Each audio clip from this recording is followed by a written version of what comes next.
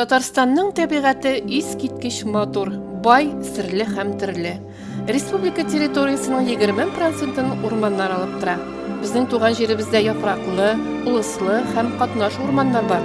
Яфраклы урманнарда нык имәннәр, аппак каеннар, нәфис юкәләр, өрәңге, усак, карама агачлары үсә. Улыслы урманнарда төз наратлар, зифа чыршылар һәм ак чыршылар тезелеп тора. Агачлардан тәбәнәгрәк булып чикләвек, гөлҗимеш куаклары үсеп тора.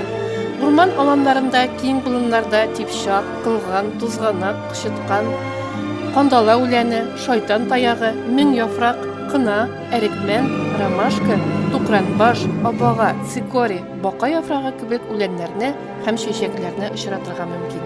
Җәй көне туган җиребез табигатьтә безне җир җиләге, каен һәм кура җиләкләре берлегән кара җиләк белән кулландыра.